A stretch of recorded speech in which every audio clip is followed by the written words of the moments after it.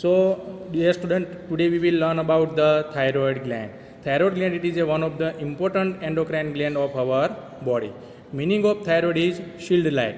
The gland is covering the lower part of the neck like shield, so it is given the name thyroid gland. Thyroid gland consists of two lobes, right and left lobe, which are connected in the midline by narrow isthmus. Sometimes small triangular pyramidal shaped lobe also extend from upper part of the isthmus, which is known as pyramidal lobe.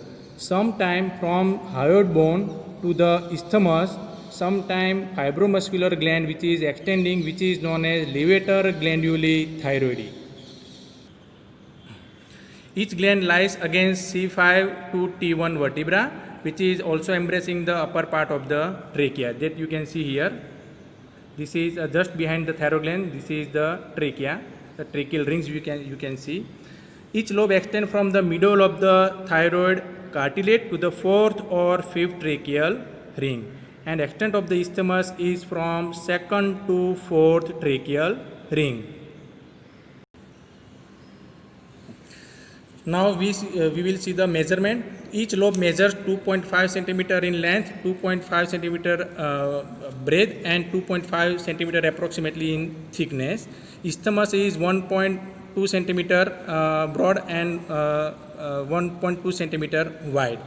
It is larger in the gland. This gland is larger in the female, and its size also increases during menstruation and pregnancy. This is something about the capsule of the thyroid gland. Thyroid gland is having true capsule and false capsule. In every gland, true capsule it is formed by the peripheral condensation of the connective tissue stroma of the gland. So in this figure, two gland are, we have shown two glands, thyroid gland and prostate gland. If we see carefully, then you can see the difference also. In the thyroid gland, this is the green color line, that is true capsule, that is formed by the connective tissue stroma. And this green line, it is false capsule, which is always formed by the peripheral deep fascia. In this case, it is formed by the pretracheal layer of deep cervical fascia. In the prostate, you can see this is the true capsule and this is false capsule. And now you can see the venous plexus, location of the venous plexus. In the thyroid gland, these venous plexus lie deep to the true capsule, whereas in the prostate, it is lying between the true and false capsule. So what is the importance of this capsule and venous plexus, location of the venous plexus? So it is during the surgical removal of the gland. So whenever we remove the thyroid gland, the plane of cleavage should be between false and true capsule to avoid the hemorrhage. So here, from here we should remove the gland so that hemorrhage is avoided. Whereas in case of prostate, this is the plane of cleavage. So both the capsule, they are kept inside the body, and rest of the glandular tissue we have to remove to avoid the hemorrhage. Now in this figure, this is the transverse section of the neck. This is thyroid gland. This is trachea. Now false capsule, or we can say pretracheal layer of the deep cervical fascia, it is thin along the posterior border, but on the medial side it is thick. You can see here green color line. This is the thickened pretracheal layer of deep cervical fascia, which is known as suspensory ligament of the thyroid gland or ligament of Berry, which is connected to the medial surface of the gland to the cricoid cartilage. And due to this, whenever there is a swallowing, we swallow, at that time thyroid gland also moves up and down. Now we will see the parts of the lobe and isthmus. So each lobe is having above apex, below base, three surfaces, superficial or lateral surface, medial surface, and posterolateral surface.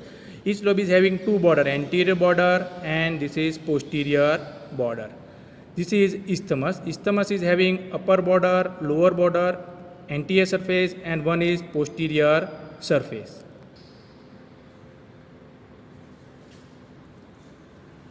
Now we will see the gland. Now first I will remove the strap muscle of the neck. So you can see this is the thyroid gland. Now thyroid gland, it is, we can see here, it is embracing the lower part of the side and front of the neck, which is also anterior to the trachea, or we can see trachea lies posterior to the gland. This is one lobe, this is another lobe, and midline, in the midline this part is isthmus. So each lobe is having above, this is the apex, this is base, this is anterior border, this is posterior border, this is lateral surface, somewhere here it is the medial surface, this one is posterior or posterolateral surface. This is isthmus, upper border, lower border, anterior surface, and behind it is posterior surface. Now we will see the relation of the thyroid gland. First we will see the relation of the apex. So somewhere here this muscle is sternothyroid muscle. So apex is lying upward and laterally, and it is limited above by the attachment of this sternothyroid muscle to the thyroid cartilage. Somewhere here is the thyroid cartilage, oblique line of thyroid cartilage. Over there there is the attachment of this sternothyroid muscle. So this attachment of this muscle to the oblique line, which is limiting the apex. So this is apex, and it is also related to two important structures, that is superior thyroid artery and external laryngeal nerve. So these two structures you have to remember in the relation of the apex. So again, in this transverse section, this is the superficial, or we can say lateral surface of the thyroid gland. So from superficial to deep, which are the structure we can see in the thyroid gland. So you can see first there is a sternocleidomastoid muscle, then deep to that this is sternohyoid muscle, superior biliomohyoid muscle, and in the deeper plane you can see sternothyroid muscle. This muscle we can see in the dissection also. So now this is the left side of the body. Now we will see the relation. So first we will see the sternocleidomastoid muscle that we have cut and we are reflecting it. Now deeper to this sternocleidomastoid, we can see this is the sternohyoid muscle. On the side this is the superior biliomohyoid muscle. Deep to sternohyoid, this is the sternothyroid muscle. When we cut this muscle, we can see this is the lobe of the thyroid gland. This is the base of the lobe, which is lying at the 4th or 5th tracheal ring. Now we will see the relation of the base. Base is related to the two important structures, that is inferior thyroid artery and recurrent laryngeal nerve. Now we will see first the origin of the inferior thyroid artery.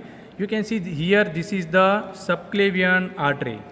Now I am little bit clearing the artery.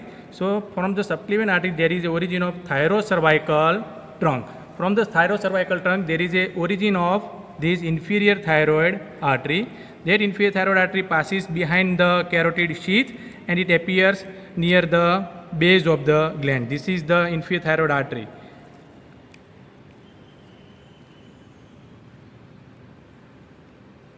Now I can pull this artery so you can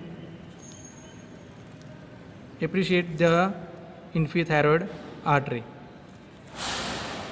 This is the inferior thyroid artery, and now I will show you the nerve, that is recurrent laryngeal nerve. This is the recurrent laryngeal nerve, that is the branch of vagus nerve. This is left side, so it winds around the arch of aorta and it appears near the base of the lobe, and then it passes deep to the inferior constrictor and enters the larynx. Now you can see clearly this is the inferior thyroid artery and this is recurrent laryngeal nerve. This recurrent laryngeal nerve actually lies in the tracheoesophageal groove.